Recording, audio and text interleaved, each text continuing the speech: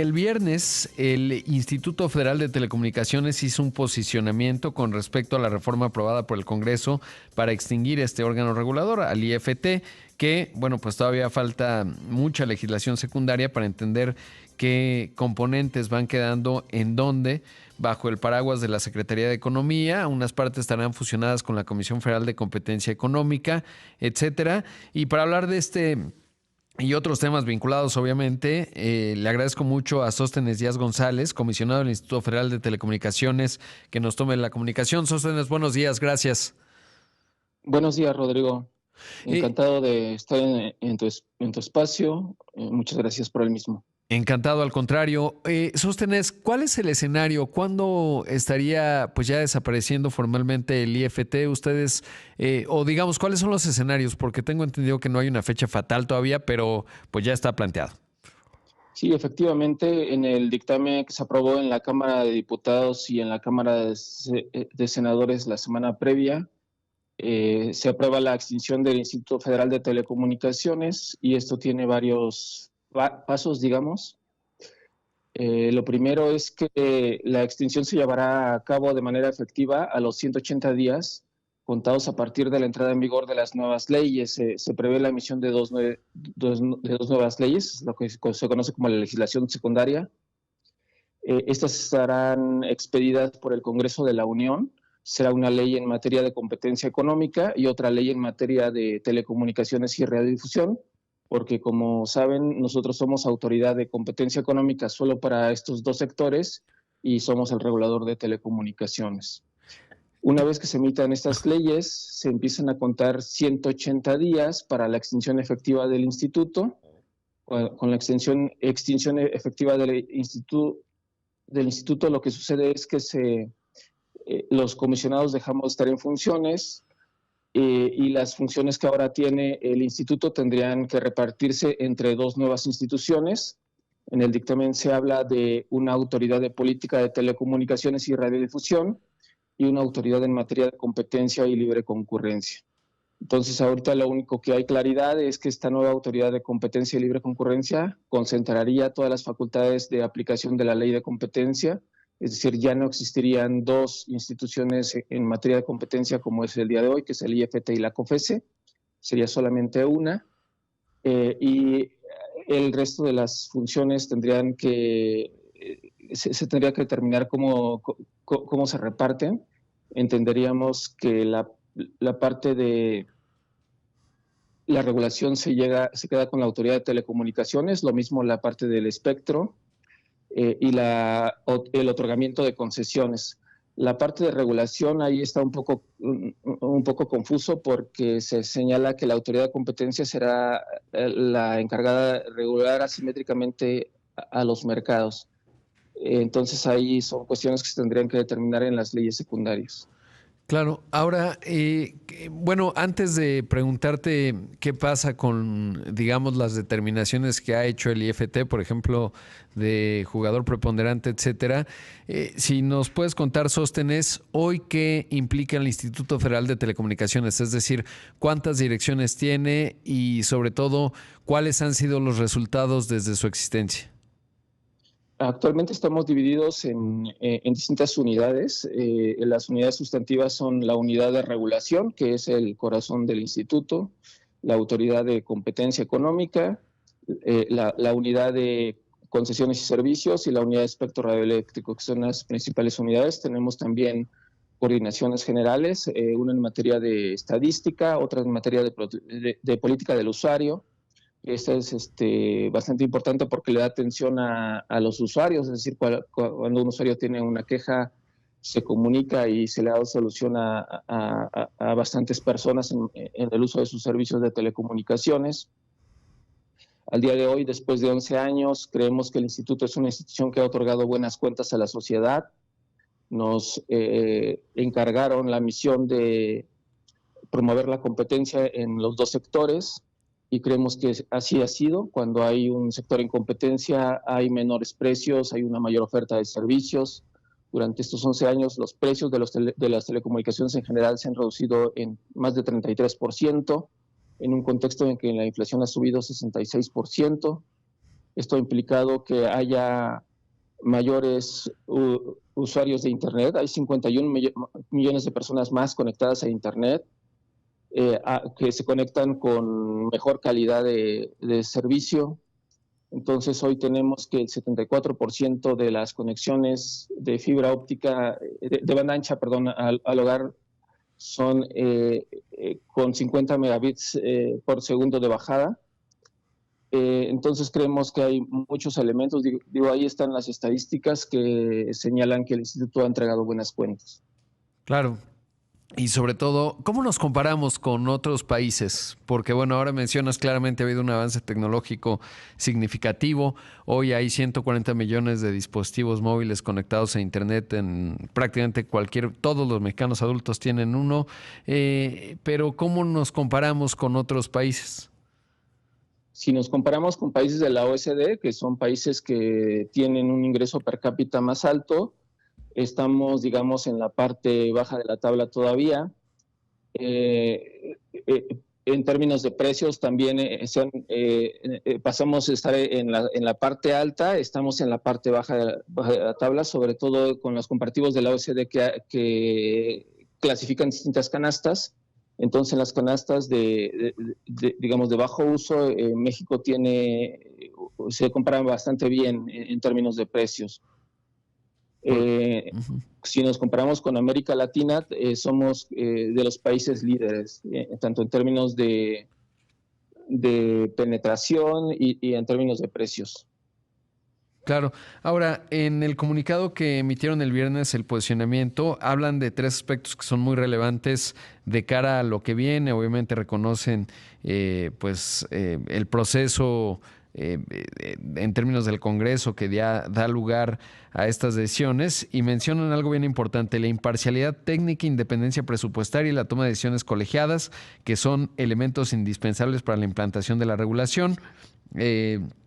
También es indispensable considerar la compleja relación entre regulación sectorial y competencia económica y segmentar estas facultades regulatorias, que ahora que te preguntaba la estructura, pues hoy esa es la estructura. Y un tercer elemento bien importante es mantener el capital humano especializado, resultados de años de capacitación. Este es uno de los que también me preocupa mucho porque el perfil de un funcionario del IFT no es menor, no es sencillo, porque tienen que tener dos áreas de conocimiento muy significativos. Bueno, a veces una profundidad técnica, digamos, cuyo conocimiento pues es de un ingeniero en telecomunicaciones, pero por otro lado y al mismo tiempo un conocimiento importante en materia legal, por ejemplo, o en aspectos económicos para determinar quién es un jugador preponderante, etcétera, y tener un perfil. Y además todos estos perfiles, hubo procesos muy transparentes en donde participó el INEGI, el Banco de México, etcétera, para llegar a ellos, es decir, fue mediante concurso, no por dedazo. Es muy difícil que un perfil de estas capacidades técnicas pues alguien lo recomiende, ¿no? El famoso recomendado, pues acá no aplica tanto porque rápidamente choca contra la realidad, pero me parece que estas tres recomendaciones que hacen ustedes son muy significativas. Y quiero preguntarte al respecto qué es lo que están viendo, pero me va a interrumpir el corte, Sóstenes, y entonces, bueno, dejo planteados esos tres elementos que ustedes establecieron en este posicionamiento. Entonces, esto es Imagen Empresarial. Esta mañana está con nosotros Sóstenes Díaz González, comisionado del Instituto Federal de Telecomunicaciones. Sóstenes, nos quedamos pendientes con las tres recomendaciones que hacen. Y bueno, en la parte de imparcialidad técnica, ¿qué destacaría? Sobre todo porque pues todos conocimos a la COFETEL y había ahí un cruce de repente de presiones políticas, que en donde lo técnico quedaba hecho a un lado, y en la estructura es fundamental que esto se mantenga, es decir, que haya mucho rigor técnico.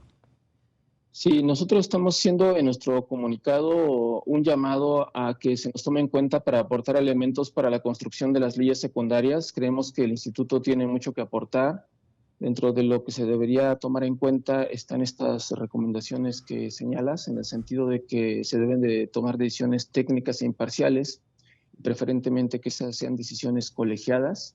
Esto es bastante relevante, sobre todo en un contexto en el que hay operadores de participación estatal que están ofreciendo servicios de telecomunicaciones en el mercado. También creemos que no se deberían de segmentar estas facultades regulatorias del instituto, por lo que se debería de tratar de mantener junta la regulación simétrica y asimétrica. Y sobre todo estamos señalando que se debe de preservar el capital humano. Nosotros hemos invertido en cursos de capacitación, maestrías, diplomados, muchos otros elementos para tener personal capacitado, y creemos que este es el personal sobre el que se debe construir la nueva institución o las nuevas instituciones. ¿Cuántas personas trabajan actualmente en el IFT? Son aproximadamente 1,400 personas en todas las distintas áreas. Claro. Algo que me ha llamado la atención es que, a diferencia de lo que vimos en el Poder Judicial, obviamente el número de trabajadores es mucho más grande, pero realmente ni de parte de la COFESE, de la Comisión Federal de Competencia Económica, hubo protestas, ¿no? No se ha visto. No ha habido, en el sentido de que los trabajadores salgan a la calle a protestar y demás. Nosotros hemos señalado que somos respetuosos de la división de poderes, pero sí hay un ánimo, un desánimo, digamos, por ese tema de las reformas al interior. Sí, oye, ¿y cómo, de todo lo que han hecho, porque hay muchos datos muy valiosos, como bien lo mencionas, hay claridad dónde va a quedar pues todo ese acervo, digamos, de lo que han generado a lo largo de todos estos años? ¿En el sentido del personal, te refieres? No, en el sentido de toda la información que hay un acervo bien importante en términos de investigación, de datos, etcétera. ¿Hay algún plan, independientemente del instituto, más allá de lo que vaya a ocurrir, en donde quede, pues por ejemplo, todo lo que hoy está contenido en la página de internet, lo que uno puede encontrar, que no se vaya haciendo o vaya cambiando hacia la opacidad? Y lo digo por lo siguiente, al menos como periodista, cuando van cambiando los sexenios, muchas veces la información que uno podía encontrar en sexenios anteriores, pues se va cambiando, se va haciendo menos visible, a veces no necesariamente porque así se quiera.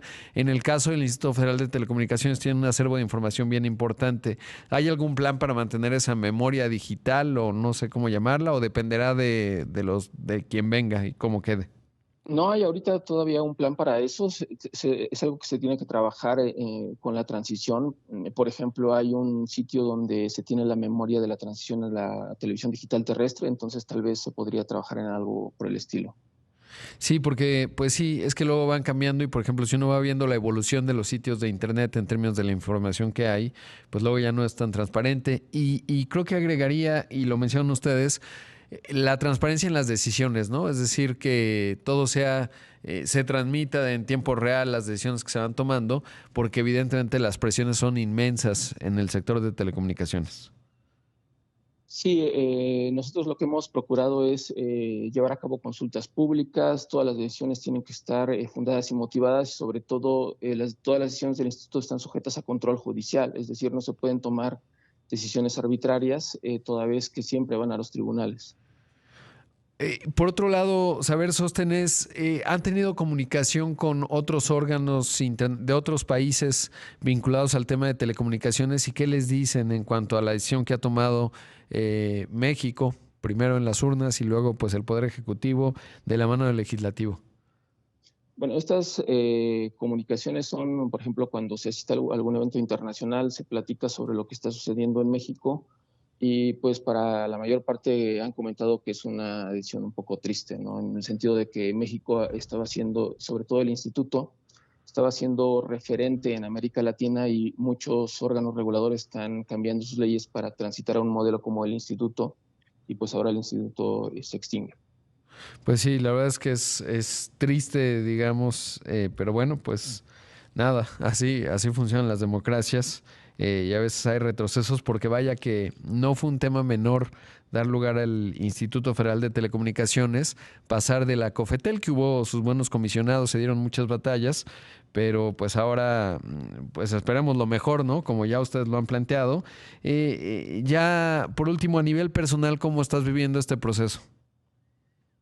Bueno, a nivel personal solamente estoy enfocado en la parte del instituto. No me he detenido todavía a hacer planes. Pues Sóstenes, pues ojalá tu talento siga estando en algún órgano que ayude, ya sea pues lo que emerja hacia adelante, de acuerdo a las recomendaciones que han hecho ustedes, o finalmente desde algún otro lugar, pero siempre un gusto platicar contigo. Muchas gracias, Rodrigo. Pues ahí escuchamos a Sóstenes Díaz González, comisionado del IFT, el Instituto Federal de Telecomunicaciones.